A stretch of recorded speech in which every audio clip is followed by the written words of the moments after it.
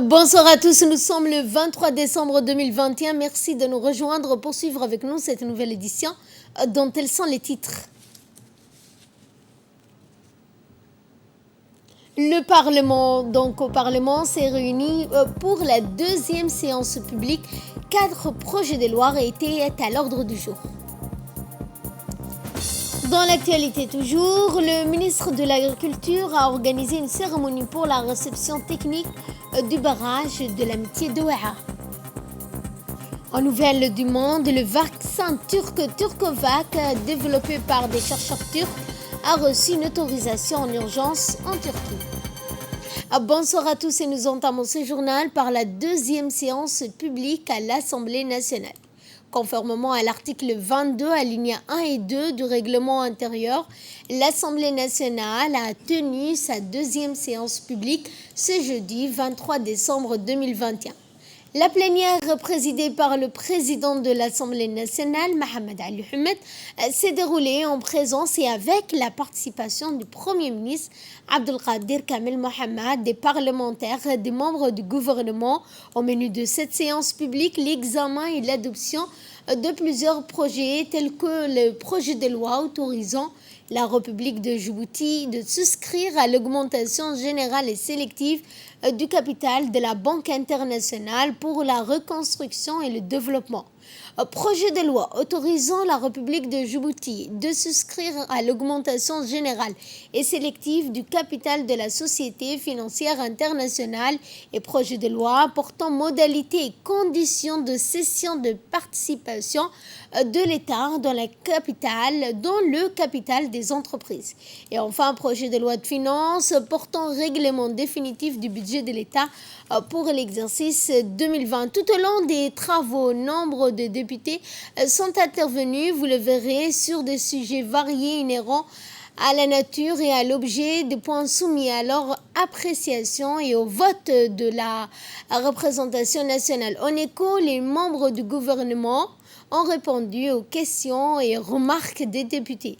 Au terme de vote législatif sur les textes mentionnés, le président de l'Assemblée nationale, en clôturant les activités de la plénière, a précisé la date de la prochaine séance publique prévue le 23 décembre qui sera consacrée, entre autres, à l'examen du projet de loi de finances initiale de l'année 2022. Et pour plus d'explications, je propose de suivre le mot du président de l'Assemblée nationale, Mohamed Ali Ahmed. Nous nous retrouvons sur le banc de la représentation nationale à l'occasion de la deuxième séance publique de la seconde session ordinaire du Parlement pour l'année 2021. L'agenda de la plénière de ce jeudi 23 décembre regroupe l'examen des 4 projets de texte suivants. Le premier point inscrit à l'ordre du jour, projet de loi numéro 132 de l'année 2021 de la 8e législature autorisant la République de Djibouti de souscrire à l'augmentation générale et sélective du capital de la Banque internationale pour la reconstruction et le développement. Le deuxième point inscrit à l'ordre du jour, projet de loi numéro 133 de l'année 2021 autorisant la République de Djibouti de souscrire à l'augmentation générale et sélective du capital de la Société financière internationale. Troisième point inscrit à l'ordre du jour, projet de loi numéro 134 de l'année 2021 portant modalités et conditions de cession des participations de l'État dans le capital des entreprises publiques. Et enfin, le projet de loi numéro 135 de l'année 2021 portant règlement définitif du budget de l'État pour l'exercice 2020. Et voici cette fois les questions des députés qui sont intervenus à l'ordre du jour pour répondre, donc pour poser des questions qui étaient à l'ordre du jour, dont notamment les 4 questions à l'ordre du jour. Ma première question, c'est qu'est-ce qui a nécessité cette ouverture? C'est tout le long de ce discours, j'ai pas bien saisi qu'est-ce qui a pu nécessiter cette ouverture de capital. Est-ce que c'est vraiment pour améliorer le développement de la société? Je voudrais bien que le ministre de l'économie chargé de l'industrie, M. Elias, puisse nous expliquer qu'est-ce qui a vraiment poussé l'ouverture de ce capital. Ma deuxième question, c'est, on sait vraiment bien ce qui va suivre après l'ouverture de ce capital. Si une société qui va intervenir, dans le secteur privé, on défend vraiment l'intérêt, le bénéfice que les sociétés doivent rapporter. Est-ce qu'une étude a été déjà préparée pour savoir, au niveau de la population, des gens qui travaillent dans cette douane, l'impact que ça aura? Il nous a été donné de constater que dans leur pratique financière des opérations, les sociétés d'échange et de transfert d'argent de la place imposent à leur clientèle un timbre fiscal pour chaque opération. Et, Monsieur le ministre, la réalité nous a démontré que les timbres fiscaux exigés et dont les clients s'acquittent de leur paiement ne sont pas collés sur la feuille de transfert, ce qui est formellement illégal. Et après les questions des députés, voici la réponse des membres du gouvernement. Honorable Omar, quelle est la nécessité pour cette ouverture ou pour l'éventualité d'une session? L'opportunité est vraiment là. Pourquoi? Quand vous regardez dans le monde, en l'occurrence dans le domaine de télécommunications, seule la République de Djibouti maintient le monopole public dans le secteur des télécommunications. Quand nous avons l'ambition de vouloir diversifier notre économie, quand nous avons l'ambition de rendre nos entreprises publiques beaucoup plus performantes, quand nous sommes en train d'ambitionner de créer des milliers d'emplois, ce ne sont pas nos entreprises publiques dans leur configuration d'aujourd'hui qui nous permettra de le faire. On a besoin d'avoir plus d'agilité, on a besoin d'avoir plus d'innovation, on a besoin d'avoir plus d'engagement par rapport aux dernières technologies et à cette transformation rapide dans ces secteurs, mais c'est valable dans tous les autres secteurs. Et donc, on a besoin d'avoir, pour faire la compétition, qu'elle soit régionale, internationale, un partenaire qui soit en mesure de nous accompagner. Faire une ouverture dans un établissement public, ça ne veut pas dire qu'il faut licencier. C'est tout le contraire. On a besoin de créer de plus de richesses, on a besoin de créer de plus de performances, on a besoin de participer et de diversifier notre économie, et donc on a besoin de créer encore beaucoup plus d'emplois. Les dépenses communes appartiennent à tout le gouvernement. Et c'est ce qu'on appelle la relance budgétaire. On utilise ce levier pour appuyer le département qui a le plus besoin. Donc si on doit investir dans tel département, même si c'est le ministère des Budgets qui engage, c'est pour l'ensemble du gouvernement et pour l'ensemble du pays. Je vous remercie pour... peut-être vous allez nous appuyer au niveau de l'hôtel des impôts. S'il y a, comme on appelle, au niveau des timbres fiscaux, que les sociétés retiennent certaines recettes, l'hôtel des impôts a déjà entrepris certaines activités et je vous rapporterai les résultats une fois qu'ils auront fini concernant les timbres fiscaux. Conformément aux articles 12 et 21 du règlement intérieur, le président de l'Assemblée nationale, Mohamed Ali Ahmed, a convié ce jeudi ses collègues dirigeants des organes internes du Parlement à la traditionnelle assise de la conférence des présidents. Outre la présence du Premier ministre, Abdelkader Kamel Mohamed, les représentants de l'exécutif étant le ministre de la Défense chargé des relations avec le Parlement, Hassan Omar Mohamed, l'auditoire était composé pour l'institution parlementaire du premier vice-président, des présidents des commissions permanentes, de la rapporteure générale du budget. Ainsi, 5 projets de loi ont été transférés aux commissions compétentes qu'ils sont donc projet de loi numéro 139 de l'année 2021, 8e législature, et le projet de loi numéro 140 de l'année 2021, 8e législature, ainsi que le projet de loi numéro 141 de l'année 2021, 8e législature. législature et enfin le projet de loi de finances initiale numéro 142 de l'année 2021, 8e législature et le projet de loi numéro 143 de l'année 2021, 8e législature.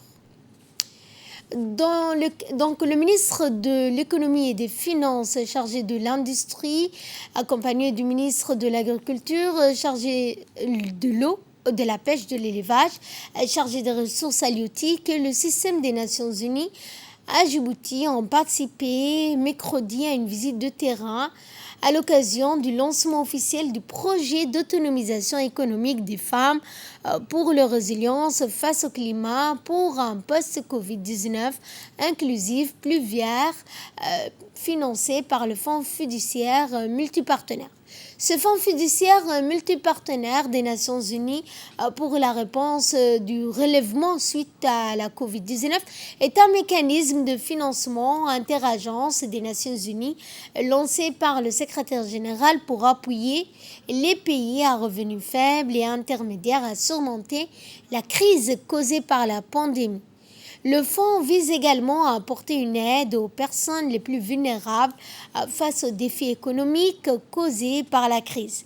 Parmi les réalisations principales figure un partenariat avec le ministère de l'Agriculture, de l'eau, de la pêche, de l'élevage chargé des ressources halieutiques pour des formations aux techniques agricoles à l'endroit de 361 petites emplois, femmes, dont 231 femmes et 16 coopératives agricoles dans la région d'Arta, d'Ali Sabié et de Dikil. Ces formations ayant pris fin mi-décembre, l'ensemble des coopératives bénéficiaires recevront des outils, des intrants de production et des équipements agricoles adéquats pour améliorer leur production ainsi que des systèmes d'irrigation goutte à goutte, ceci en vue de renforcer leur autonomie. Et dans son intervention, le représentant du PNUD, Eric Overves, a indiqué que ce projet d'appui permettra non seulement de rebondir après la période du Covid-19, mais aussi à appuyer les familles les plus vulnérables. Nous sommes ici pour le lancement et pour le projet dans le cadre de l'appui Covid, avec l'appui du PNUD et de la FAO, qui ont mis les efforts ensemble pour un projet à l'appui des coopératives agricoles et notamment aux femmes qui ont été touchées notamment par la crise sanitaire et la crise Covid. C'est un plaisir d'être avec vous aujourd'hui. Ce projet a visé la participation de plus de 370 exploitants agricoles, notamment des femmes, 231 femmes qui ont été ciblées dans les différentes régions, Arta, les Sabiers et ici. Mais alors je suis content aujourd'hui d'être avec vous pour la remise donc des différents matériels, équipements, mais aussi il y a un appui par rapport à la formation, par rapport aux entrants, pour vous appuyer, notamment pour la période qui est difficile avec la Covid et qui a touché les communautés directement. Et donc c'est un appui qui vous permettra de mieux rebondir après cette crise. Et quant au ministre des Finances, Ilyas Moussa Dawale, n'a pas manqué de remercier le Fonds fiduciaire pour leur appui. Nous sommes très heureux d'être parmi vous et je tiens ici à exprimer notre engagement et mon engagement personnel quand on parle de l'agriculture et de la production nationale. C'est pour cela qu'on a toujours été le premier supporter du ministère de l'Agriculture et de tous les acteurs. Nous avons beaucoup de programmes ensemble avec les différents partenaires et nous espérons pouvoir, Inch'Allah, arriver à notre objectif, c'est-à-dire autonomiser l'assiette djiboutienne, en tout cas en partie. Parce que c'est très important de voir une autonomie de notre assiette dans les années à venir, y compris grâce aux technologies qui nous autorisent aujourd'hui. Donc merci aux partenaires qui ont participé à cette activité, à ces programmes. Nous souhaitons voir encore davantage et pouvoir vraiment sortir nos populations de ces conditions qui sont difficiles. Et quant au ministre de l'Agriculture, lui n'a pas manqué de remercier le Fonds fiduciaire pour son soutien. Toutes les personnes qui ont participé à cette cérémonie, une cérémonie, je dirais même d'envergure, puisque même le ministre de l'économie et des finances, qui est un calendrier très chargé, est venu à Attar pour participer à cette cérémonie. Je voudrais dire que le matériel d'outillage agricole, nous remercions infiniment, nous remercions la communauté de Demerjouk. Je voudrais dire que dans le passé, le ministère de l'Agriculture, appuyé par les bailleurs de fonds, sont intervenus ici, mais ce n'est toujours pas suffisant. Nous allons encore davantage redoubler d'efforts pour lutter contre la pauvreté, je dirais même pour éradiquer la pauvreté. Dans le reste de l'actualité, l'ambassadeur de France à Djibouti, Arnaud Guillois, a fait honneur aux 5 jeunes élèves djiboutiens qui ont surclassé leurs concurrents aux Olympiades internationales de la langue française lors d'une réception officielle qui s'est déroulée au Cripen hier et sont en présence du ministre de l'Éducation nationale, Moussafa Mohamed Mahmoud, l'inspectrice générale de l'enseignement général, Mouna Ismail Abdou, a d'abord fait des présentations en rappelant que cette compétition en ligne co-organisée par la Confenmen est l'Organisation internationale de la francophonie s'est déroulée du 7 au 9 décembre avec la participation de 100 jeunes issus de 23 pays sur 3 continents. Ces jeunes se sont affrontés après une préparation qui a duré 2 mois, l'occasion pour elles de rendre hommage au travail acharné des élèves et de leurs professeurs avec l'appui des proviseurs et du corps inspectoral. Les lauréats ont exprimé leur joie et leur fierté d'avoir porté haut les couleurs de leur pays. Pour rappel, la République de Djibouti a remporté le premier prix à l'épreuve écrite dans la catégorie B2, qui est un niveau avancé dans la maîtrise de la langue française, et le 4e prix à l'épreuve orale. Ce bel espoir linguistique et intellectuel renforce le rayonnement international de Djibouti. L'ambassadeur de France s'est dit honoré de recevoir ces jeunes qui ont fait la fierté de la langue française. Quant au ministre de l'Éducation, il a félicité et exprimé toute sa fierté quant aux compétences et au niveau de nos élèves. Après la faculté d'ingénierie de l'université de Djibouti, le scientifique Aboubakar Aden a tenu hier une rencontre avec les femmes parlementaires au sein de l'UNFD. La conférence a porté sur la data science, notamment les défis, les enjeux de l'intelligence artificielle et les data sciences comme levier de développement. Au menu des discussions sur la digitalisation des différents secteurs de la société et d'avoir un bon écosystème informatique permettant de récolter des données, de partager et d'en extraire la valeur. Les femmes parlementaires ont suivi les différentes présentations du mathématicien, de l'expert en intelligence artificielle que je vous propose d'ailleurs de suivre. Et la numérisation, on aura une cartographie beaucoup plus complète des inégalités et là où il faut cibler en fait pour permettre une meilleure représentativité des femmes. Et donc la numérisation, ça va être quelque chose d'extrêmement important qu'il faut continuer à demander parce que ça va être un outil qui va vous permettre d'avoir de la donnée. Et puis, comme vous le savez, les meilleures décisions sont prises lorsqu'on a des données qu'on est capable de transformer en information et en connaissances. Et donc, pour ça, il faut demander la numérisation et il faut être impliqué dedans. C'est-à-dire que dans chaque institution, il doit y avoir des femmes et qu'on ne doit pas les mettre de côté. Elles doivent être ici, on doit exploiter leurs compétences et elles doivent également avoir leur opinion sur ces sujets-là parce qu'avec la donnée, on peut faire dire tout et n'importe quoi. On peut créer une société machiste de domination comme on peut créer une société égalitaire qui va, on va dire, corriger les différents biais qui sont contenus dans les données et les différentes inégalités qui sont présentes dans la société.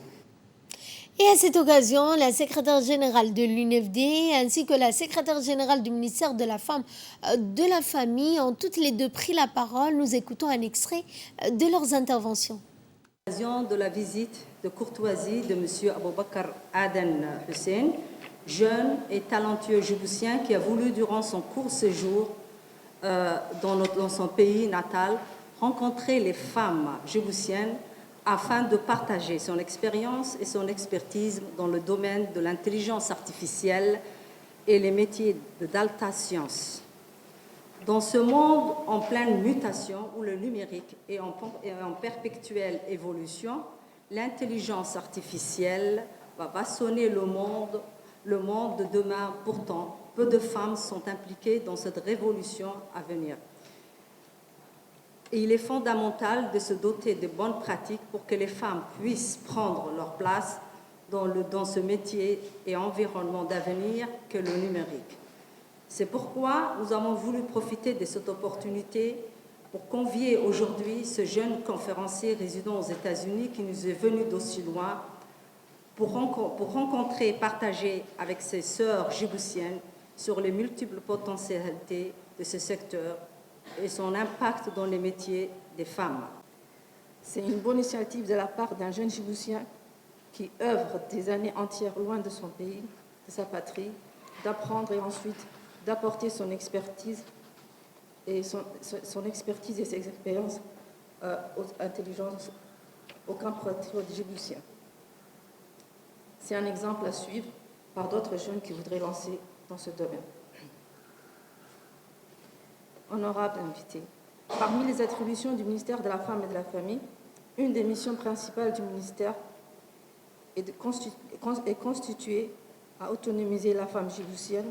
Cette autonomisation, initiativement, passe par l'éducation et la formation. Le ministère encourage les projets innovants pour un développement durable. Et le thème du Grand Prix du chef de l'État à caractère économique de l'année 2022 est femmes et jeunes filles dans l'innovation et la technologie. Nous sommes déjà dans l'intelligence artificielle avec Internet et robotique. Donc l'avenir est déjà en marche, à nous de nous y habituer. Pourquoi marcher si nous pouvons utiliser des voitures et prendre des métros avec un pilote automatique? L'intelligence artificielle n'est pas censée remplacer notre intelligence, mais pallier à notre lenteur, ainsi en nous débarrassant des corvées quotidiennes qui nous prendraient beaucoup plus de temps. Nous pouvons donc focaliser sur les concepts et des choix décisionnels. Je vous l'annonçais en début de journal, le ministère de l'Agriculture a abrité ce matin une cérémonie de signature du document de réception technique pour les travaux de construction du barrage de l'Amitié, barrage, rappelons-le, qui est né donc de l'entente entre Djibouti et la Turquie. Était présente lors de cette signature le ministre de l'Agriculture, de la Pêche, de l'Élevage, chargé des ressources halieutiques, Mohamed Ahmed Awale, l'ambassadeur de la République de Turquie, Salim Levent, le directeur général des grands travaux, Aoulet Jama, le ministre de l'Agriculture,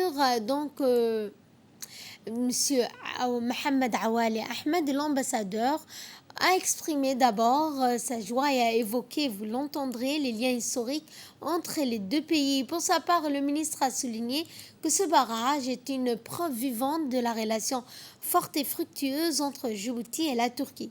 Ce barrage, construit et financé par la Turquie, est un exemple de la fructueuse et solide relation bilatérale entre les deux pays frères. Il permettra également l'irrigation des parcelles agricoles autour du barrage. Après la signature, la délégation turque, accompagnée du directeur général des grands travaux, Aoulet, s'est rendue sur le site du barrage. Ils ont inspecté différentes parties du barrage où le directeur leur a fourni des explications sur son fonctionnement.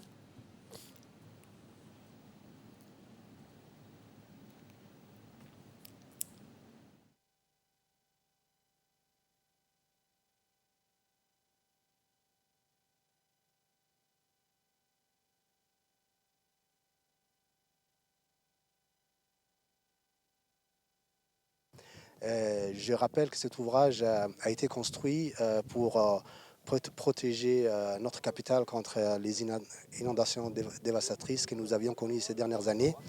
Il a une capacité globale de 14,5 millions de mètres cubes.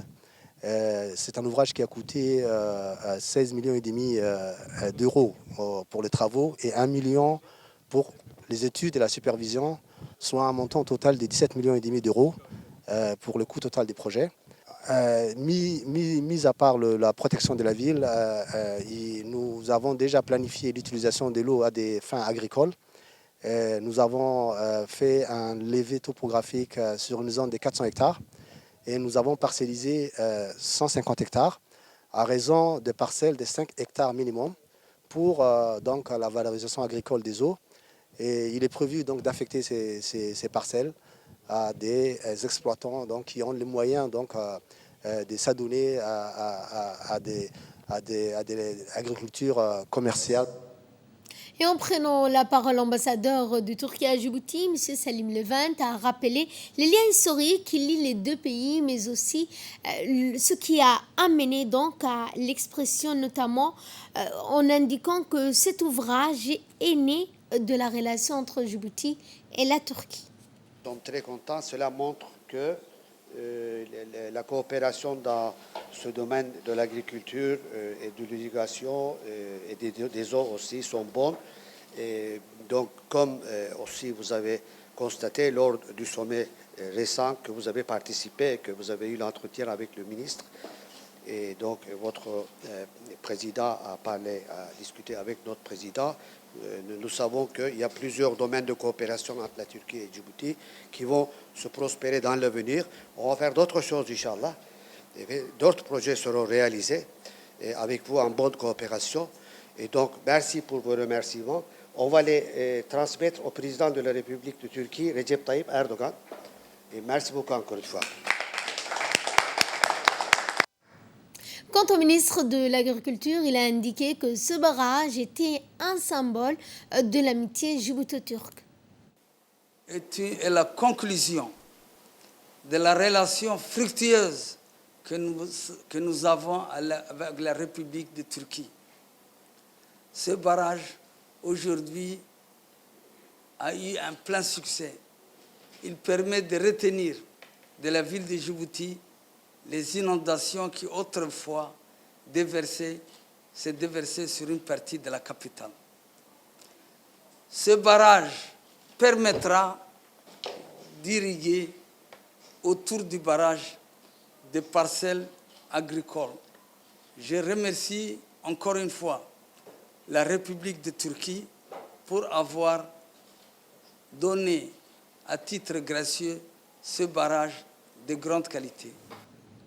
Et direction l'Arabie Saoudite, en marge de sa participation à la 41e session du Conseil des ministres arabes des Affaires sociales, la ministre des Affaires sociales et des Solidarités, Mme Ouloufa Ismail Abdo, a rencontré son homologue saoudien, Ahmed Ben Suleiman. La réunion s'est déroulée en présence du doyen du corps diplomatique, notre ambassadeur en Arabie Saoudite, Diadine Saïd Bamakhrama.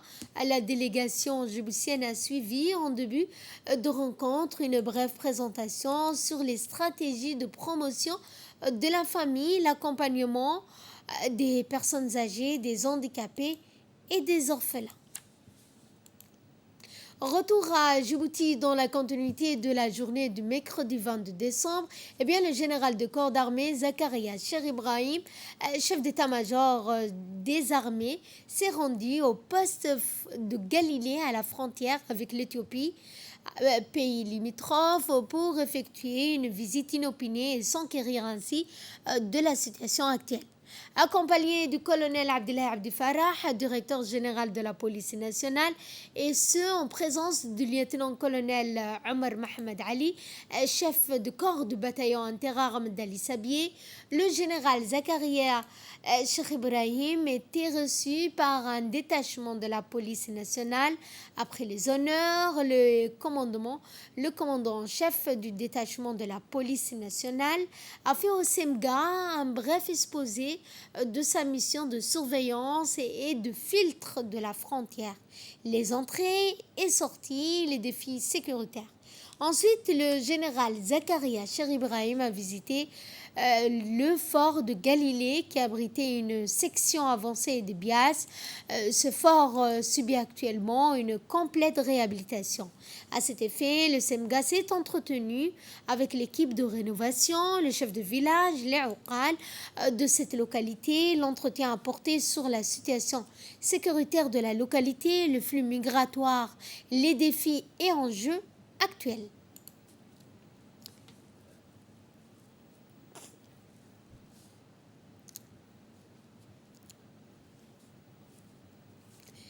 L'ambassadeur de la République de Djibouti auprès de la République fédérale démocratique d'Éthiopie, Abdi Mahmoud Heibe, a présenté ses lettres de créance ce mercredi à la secrétaire exécutive de la Commission économique pour l'Afrique, Mme Vera Sowyeng, en sa qualité de nouveau représentant permanent de la République de Djibouti auprès de la Commission économique pour l'Afrique.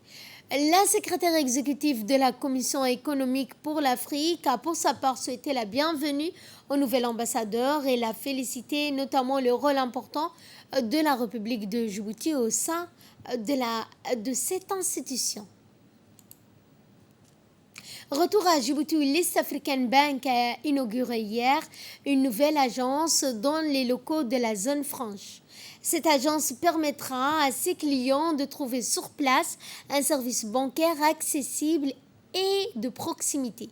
Était présent à cette inauguration le directeur général de l'East African Bank, Ibrahim Rachid, et Mme Hibo Warsama, la manager marketing, Mohamed Daher, directeur adjoint chargé du business, ainsi que les clients de cette banque invités pour l'occasion.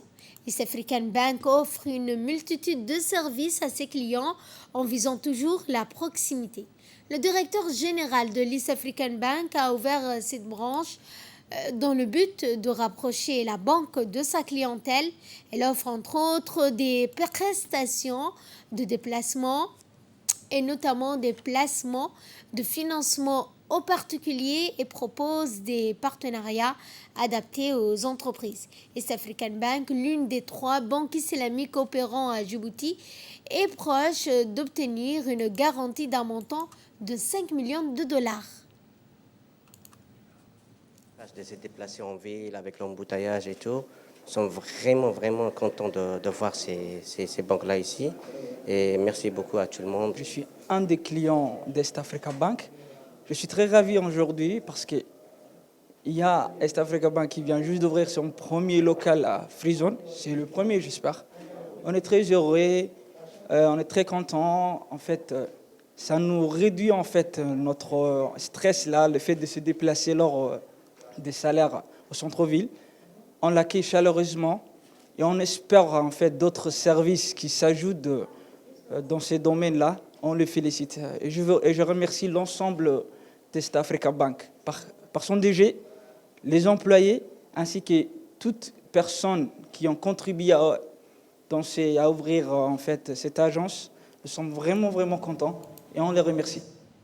Le conseil régional de Tadjoura a organisé un compte rendu de son mandat dans le cadre, ce conseil régional de Tadjoura, avec à sa tête le président du conseil régional, Omar Hussein, accompagné de la députée Mme Hadi de Berkale, s'est rendu dans la localité de Balho, sous-préfecture de Dora. Balho est la première étape d'une série de rencontres avec la population. Ils ont été accueillis sur place par le sous-préfet de Dora, Abdallah Kamil, les élus, les notables du village. Cet exercice auquel se sont adonnés les élus locaux s'inscrit dans la volonté de promouvoir la bonne gouvernance locale et de la redevabilité auprès des populations.